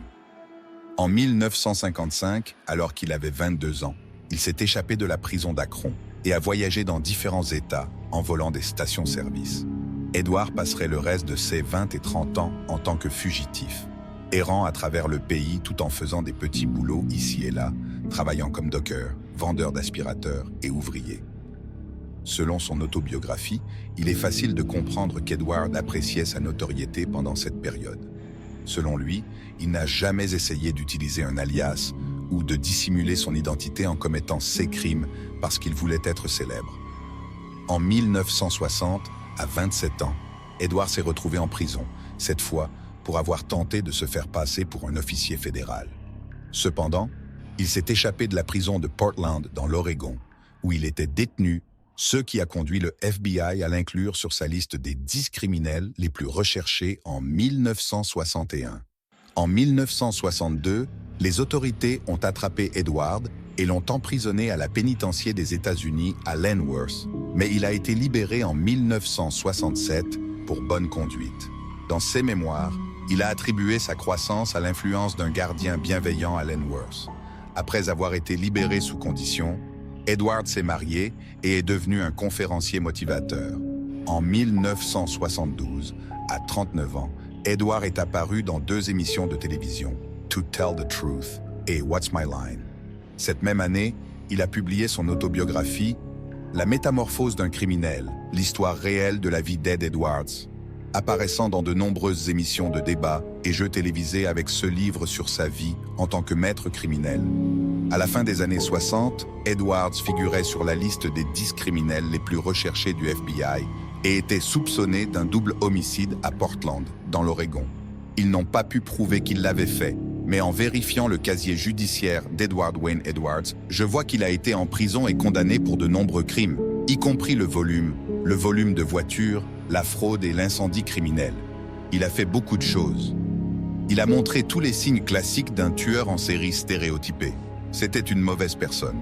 Il avait une affinité pour provoquer des incendies et il était extrêmement contrôlant.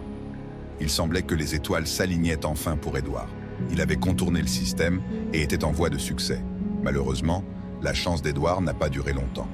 En 1977, il a commis son premier meurtre. Sa victime était Billy Lavaco, 21 ans, et sa petite amie Judith Straub, 18 ans, résident de Sterling, dans l'Ohio. Billy et Judith sont sortis ensemble le 7 août 1977, mais ils ne sont jamais revenus. Plus tard dans la journée, la voiture de Judith a été retrouvée sur le parking du parc métropolitain de Silver Creek, avec ses chaussures et son sac à main toujours à l'intérieur. Le lendemain, le 8 août, la police de Norton, avec l'aide de la famille et d'un hélicoptère de la Garde nationale, a lancé une recherche dans les hautes herbes près du parc métropolitain. Ils avaient été abattus à bout portant avec un fusil de calibre 20. À ce moment-là, les enquêteurs n'ont pas réussi à relier l'affaire de Billy et Judith à Edward, ce qui lui a permis de s'en tirer avec les meurtres. Ces meurtres ont également établi un schéma qui se poursuivrait avec les meurtres de Tim et Kelly.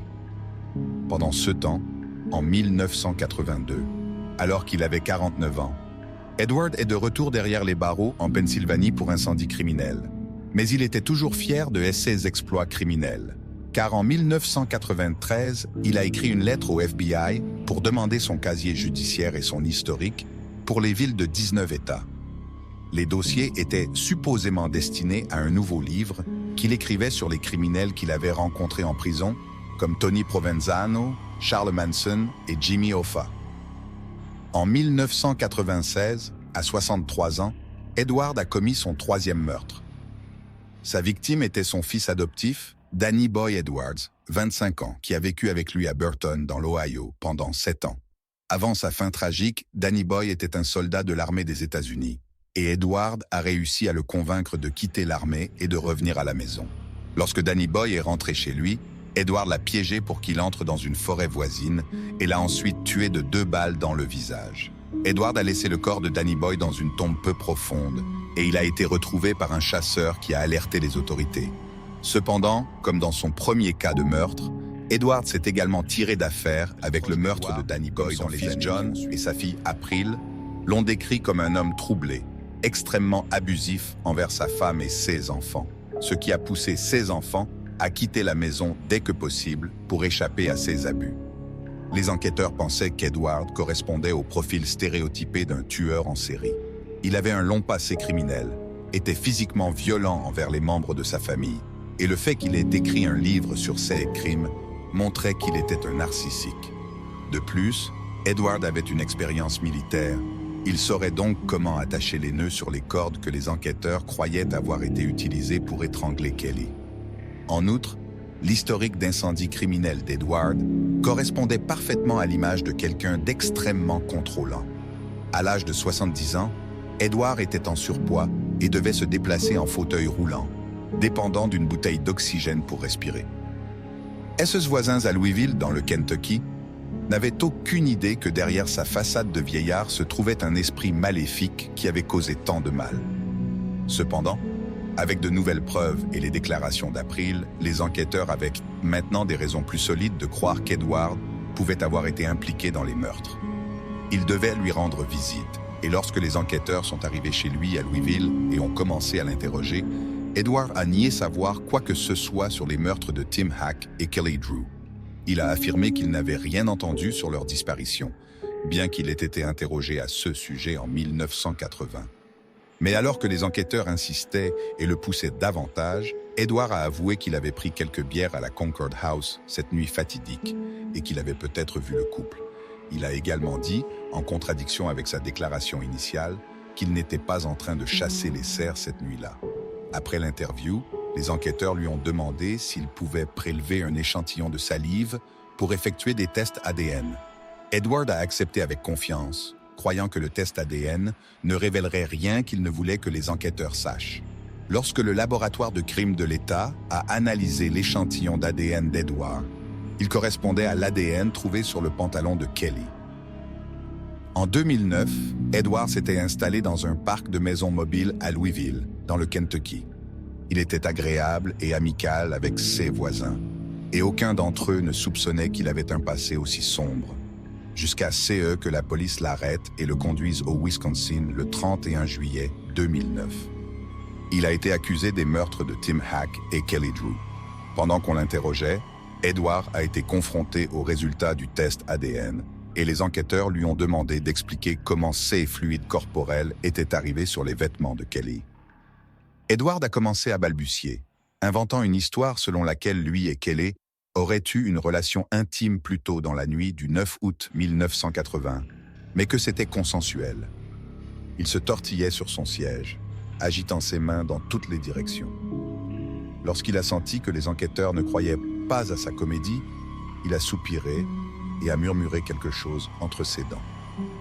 Après avoir écouté l'enregistrement condamné que pour 5 meurtres, on suppose qu'il pourrait avoir au moins 9 à 15 autres victimes non découvertes. Dans le livre intitulé « Les archives de Peyton Allen », l'auteur Phil Stanford a suggéré qu'Edward pourrait être responsable des meurtres de Beverly Allen et Larry Peyton à Portland, dans l'Oregon, en 1960. En mars 2017, le détective Chad Garcia du bureau du shérif du comté de Jefferson, l'un des enquêteurs en charge des meurtres des amoureux, a suggéré qu'Edward pourrait être responsable d'une quinzaine d'autres meurtres, y compris les fameux meurtres du Zodiac. Le détective retraité des homicides John Cameron croyait également qu'Edward était responsable des meurtres du Zodiac et d'autres affaires non résolues de grande envergure. Mais ces affirmations n'ont pas encore été prouvées. Elles sont donc considérées comme des théories conspirationnistes. Le 7 avril 2011, Edward Edwards est décédé au Centre médical correctionnel de Columbus, dans l'Ohio, à l'âge de 77 ans. Sa mort est due à des causes naturelles, une fin relativement clémente pour une série de crimes violents qui ont fait au moins 5 morts et plongé des dizaines d'autres dans le chagrin. Edward a évité l'exécution par injection létale qui était prévue pour le 31 août 2011. Bien qu'Edward ait été arrêté et n'ait pas échappé au meurtre de Tim et Kelly, leurs familles n'ont pas trouvé de véritable soulagement dans cela. La mère de Kelly, Norma Walker, a déclaré que, au lieu de trouver une clôture, l'arrestation d'Edward a rouvert de vieilles blessures. Elle a dit « J'attendais ce jour, mais maintenant qu'il est arrivé, c'est vraiment difficile. Tout recommence, tous les souvenirs reviennent. Il m'a volé ma fille, il m'a volé les Noëls, les anniversaires, les mariages, tout ce que les familles font ensemble. » Quant à la famille de Tim, le fait qu'ils aient trouvé le tueur de leur fils et de sa petite amie était suffisant. Le père de Tim, David, a déclaré qu'il était simplement heureux que tout soit terminé et reconnaissant pour la technologie de l'ADN qui a confirmé qu'Edward était le tueur. April Balacio, la fille d'Edward, dont l'indice a aidé à résoudre l'affaire non résolue, consacre maintenant son temps à aider les familles des victimes de CAS non résolues à trouver une clôture. À travers son podcast The Clearing, elle enquête sur des affaires de meurtres non résolus et tente de convaincre les autorités de les rouvrir. Tim Hack et Kelly Drew avaient un avenir brillant devant eux, qui leur a été violemment arraché par leur meurtrier, Edward Edwards. Le tueur en série n'avait rien de personnel contre le couple. Il se trouvait simplement au mauvais endroit au mauvais moment, ce qui rend le tout encore plus tragique. Bien qu'Edward ait été arrêté et condamné à mort pour ses crimes, certains pensent qu'il a échappé à la justice en mourant de cause naturelle quelques semaines seulement avant son exécution. Qu'en pensez-vous? Edward a-t-il eu ce qu'il méritait? Ces victimes ont-elles obtenu justice? Arrivé à ce stade, n'avez-vous pas vu cet autre crime? Moi, je ne le manquerai pas, hein?